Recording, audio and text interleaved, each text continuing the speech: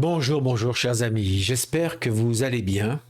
Aujourd'hui, j'aimerais vous parler d'une nouvelle fonction qui est en train d'apparaître dans Notion. Peut-être que vous l'avez déjà dans votre Notion, en tout cas, elle est toujours en mode bêta, ça va arriver, ça va se diffuser petit à petit dans tous les utilisateurs de Notion.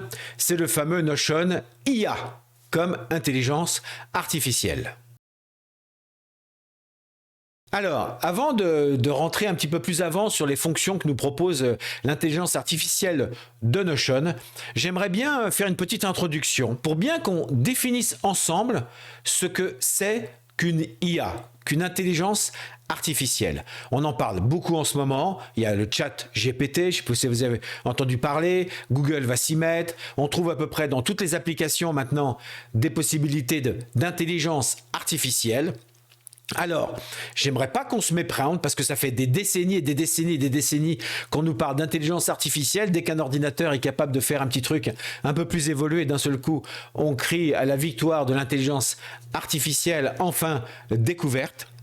J'aimerais quand même, chers amis, qu'on soit bien d'accord sur un point. En fait, qu'est-ce que c'est qu'une intelligence artificielle? C'est un programme qui a digéré, qui a analysé des quantités astronomiques de données et d'informations pour pouvoir, en fonction de données de base qu'on lui fournit, prédire quelle serait la suite logique à apporter à cette phrase. Par exemple, si vous dites à une intelligence artificielle 1 plus 1 égale, et que vous lui demandez de finir la phrase, l'intelligence artificielle va répondre 2. Pourquoi est-ce qu'elle répond 2? Parce qu'elle est intelligente, qu'elle en a déduit, qu'elle a analysé le principe, qu'elle a découvert le fonctionnement des mathématiques, qu'elle a réfléchi instinctivement ou au hasard. Est-ce qu'elle a dit que c'était 2? Non. C'est parce que dans 99,999999999% des données qu'elle a en mémoire, lorsqu'il y a marqué quelque part 1 plus 1 égale, l'information qui est juste derrière, c'est 2 qui est écrit. Et donc, elle suppute que statistiquement, il y a d'énormes probabilités pour que lorsqu'on écrit 1 plus 1 égale, ce qui est après, derrière, ça sera 2. Et d'ailleurs, le terme anglais, lorsqu'on utilise une intelligence artificielle dans un logiciel en anglais, parce qu'on peut maintenant automatiser, faire plein de choses. Vous allez voir, il y a plein de, j'en parlerai dans l'occasion d'autres vidéos, mais il y a plein de logiciels qui s'interfacent avec l'intelligence artificielle pour faire des traitements beaucoup plus complexes. Eh bien, le terme qui est utilisé en anglais, c'est le terme de completion. Donc, pour compléter, on demande à l'intelligence, on demande au logiciel de compléter la phrase que l'on vient de commencer à écrire. Et comment il le fait? Par une analyse statistique de toutes les phrases qui ressemblent à ce qu'on lui demande. La preuve, regardez dans votre téléphone, lorsque vous commencez à écrire un SMS. On est d'accord que lorsque vous commencez à taper un mot, vous avez déjà remarqué que votre téléphone vous propose d'autres mots pour continuer votre phrase. Et vous remarquez que bien souvent, il vous propose des mots qui sont les mots que vous employez le plus souvent. Bizarrement. Donc, vous voyez, il vous propose ces mots-là parce que statistiquement, ce sont les mots que vous utilisez le plus souvent. Alors, c'est très pratique quand vous avez des phrases toutes faites qui se répètent, quand vous dites souvent un peu la même chose dans vos SMS, ou vous finissez toujours en disant la même chose, peu importe, naturellement, les mots se proposent à vous et ils s'enchaînent et les phrases se réécrivent en 3 clics. On n'a plus besoin de retaper les SMS. Mais c'est purement de l'analyse statistique. Donc, multipliez ça par des milliards et des milliards et des milliards et des milliards et des milliards de mots analysés, de phrases analysées, de données analysées, et vous aurez un programme qui sera capable de prévoir de façon forcément assez bonne la suite d'une phrase qu'on lui propose en fonction de ce qu'on a demandé au début et d'un cadre, etc.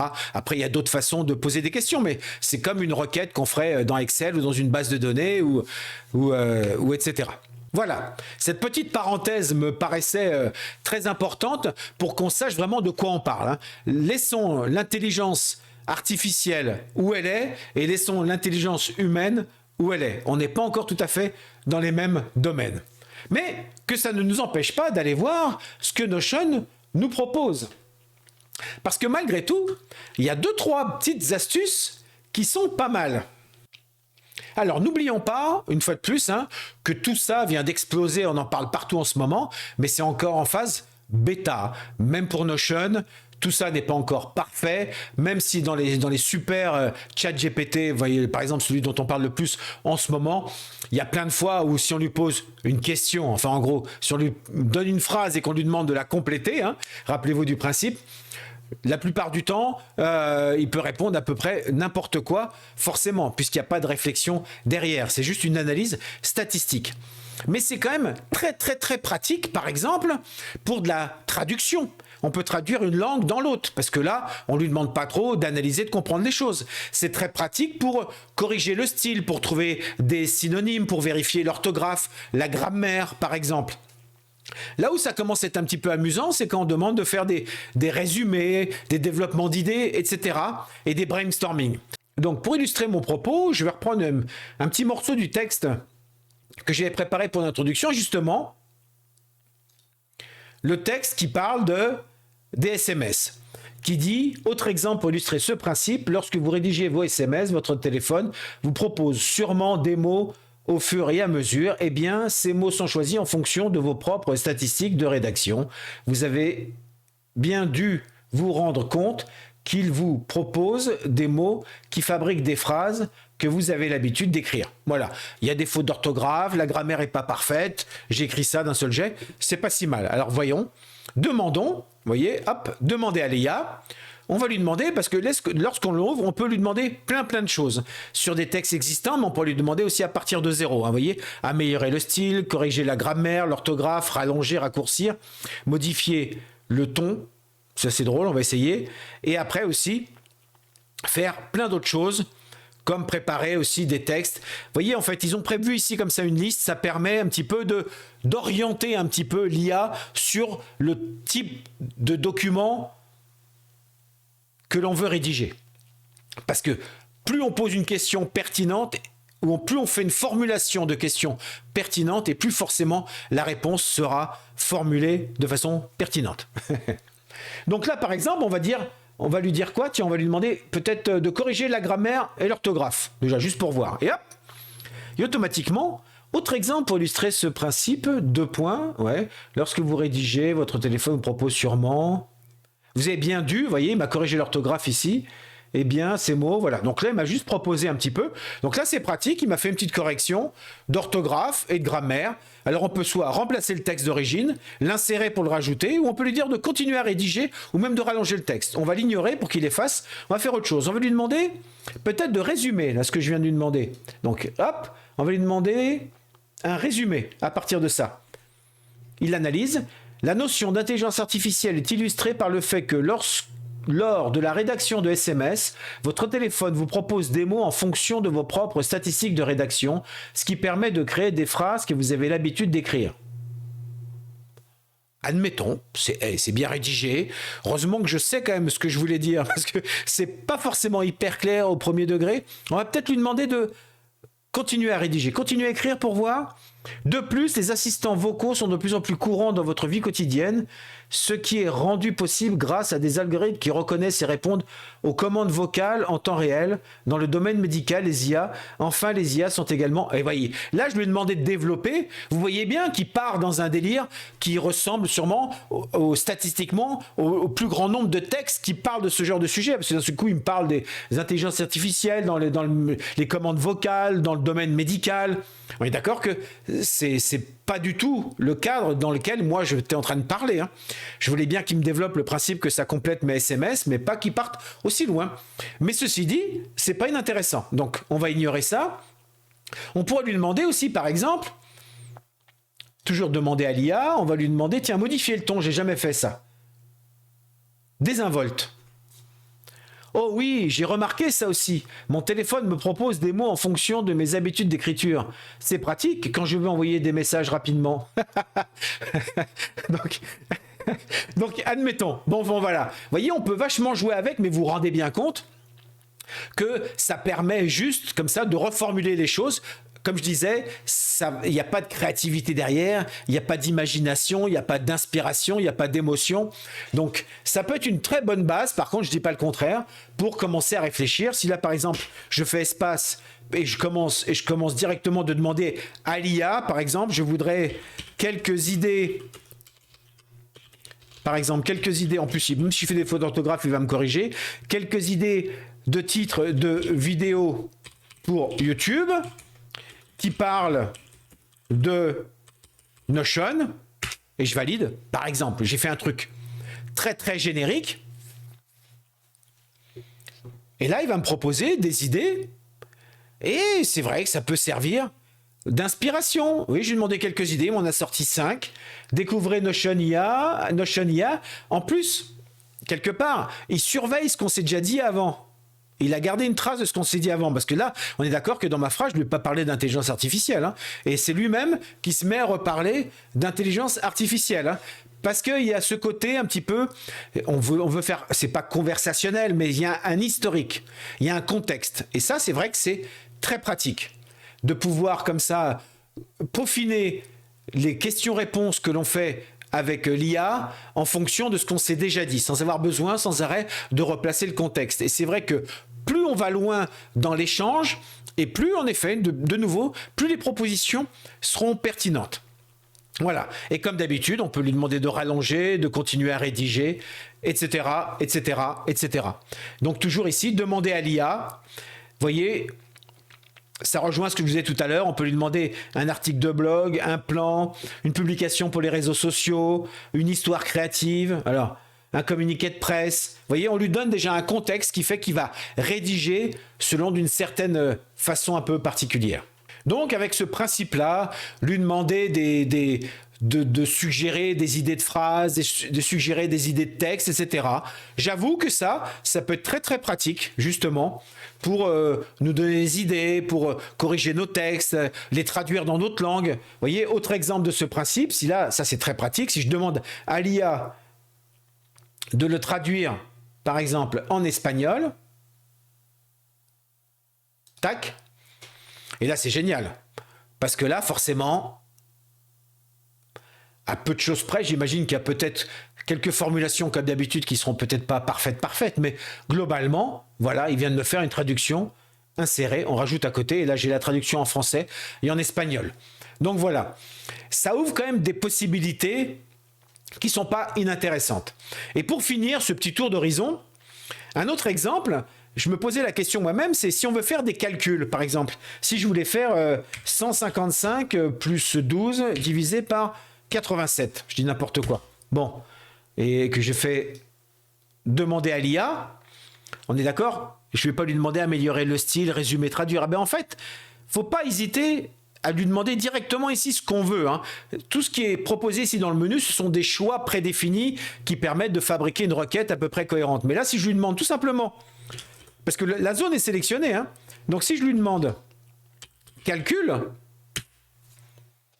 eh ben voilà, 21.400, etc. Il m'a directement fait le calcul. D'accord? Et si je lui dis, tiens, multiplie par 125,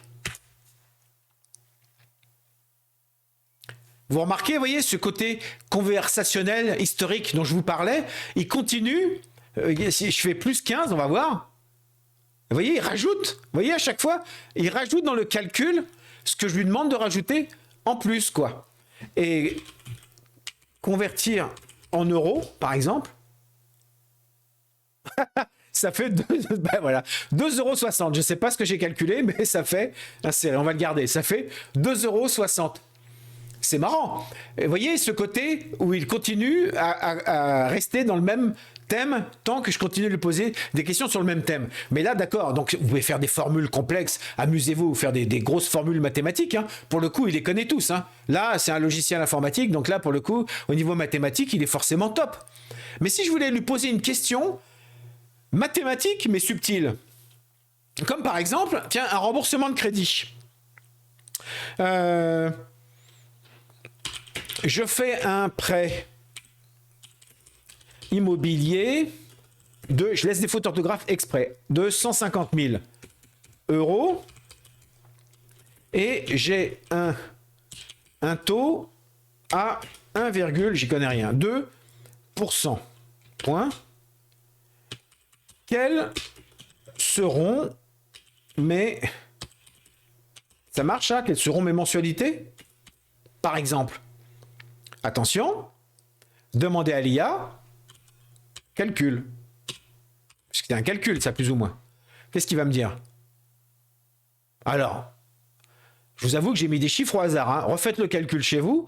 Mais globalement, il répond quand même à ce que je lui demande. Hein. Le montant total des mensualités sera de 1 000 euros. Je vais payer 1 000 euros par mois. Je fais un prêt immobilier de 150 000 euros et j'ai un taux... Ah voilà, attends. Ignorer. Ah, je suis obligé d'arrêter. Je vais recorriger ma phrase. 2 000 euros, 150 000 euros. Le prêt, je le fais sur 30 ans. Est-ce que ça change quelque chose? Hop. Demandez à l'IA. Calcul. Ah ben voilà. Calcul. La mensualité sera de 599 euros. Ouf. C'est pour ça. Pour un prêt immobilier de 150 000 euros sur 30 ans avec un taux 1,2%. Et donc c'est pas mal. Et alors, et si je voulais, si je voulais ne payer que 300 euros de mensualité, virgule, on va essayer un truc comme ça. Combien puis-je emprunter? On rigole. Vous voyez, j'étais dans la même phrase, hein, donc je continue. Hein. Il sait toujours de quel sujet. Vous voyez, j'ai toujours pas fermé l'IA ici, hein, donc on est toujours en mode conversation. Donc si vous souhaitez une mensualité de 300 euros, vous pourrez emprunter combien? 99 000 euros seulement sur un prêt immobilier de 30 ans avec un taux. Et vous voyez, il garde les paramètres de 30 ans, 1,2%. Et alors, si je lui réponds merci... Ah, il ne sait pas quoi dire. Bon. Eh ben, on garde inséré. Et là, peut-être qu'il m'a redit merci, c'était pas clair. Et voilà, vous voyez, il y avait des fautes d'orthographe. Et là, pourtant, je lui parlais de calcul. Je lui ai demandé après de recorriger le calcul en fonction d'autres critères. Et il était capable de me répondre. Donc, de compléter ma requête, ma demande. Donc, pourquoi pas?